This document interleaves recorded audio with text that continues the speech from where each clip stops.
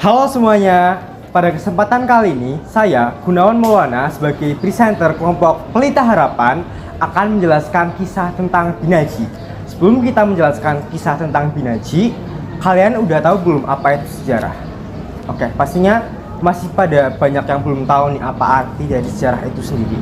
Sejarah merupakan kisah masa lalu yang tidak harus menceritakan tentang seorang tokoh ataupun tempat, tapi mungkin bisa juga tentang sebuah cerita kayak misalkan pas kita kecil kan punya boneka kan, itu juga bisa jadi sebuah sejarah.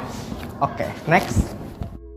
Oke teman-teman, karena tadi kalian sudah mengetahui tentang arti dari sejarah itu sendiri, kita sekarang akan menceritakan kisah tentang Binaji. Kalian pasti asing banget dengan nama ini kan, Binaji. Dan beliau merupakan seorang tokoh di Kabupaten Brebes, dan seperti yang kalian dengar, Binaji namanya sangat asing di telinga kalian.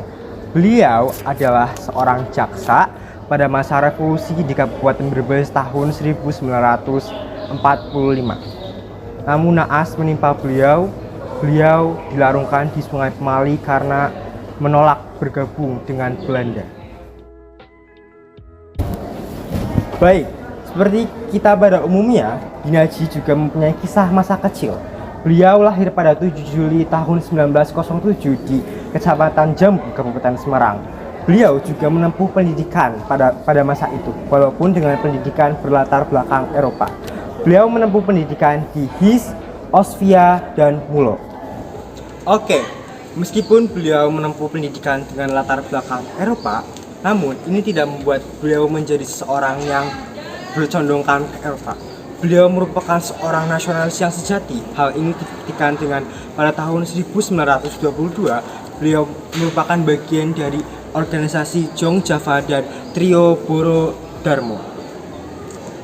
Baik, menurut Bapak Wijanarto, seorang sejarawan Pantura asal Kabupaten Brebes dari Dinas Pariwisata dan Kebudayaan Kabupaten Brebes, Binaji merupakan seorang jaksa pada masa revolusi tiga daerah di daerah Kabupaten Brebes, Tegal, dan Pemalang.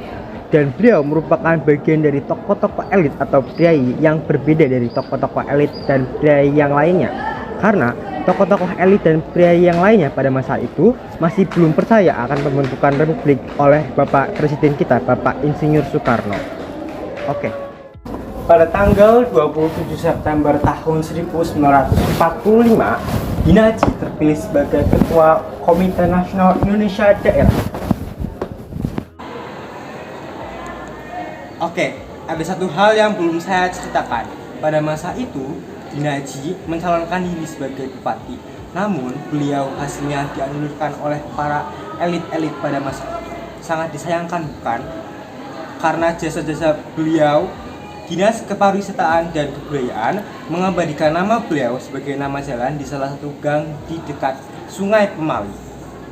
Baik, itu adalah kisah dari Bapak Binaji.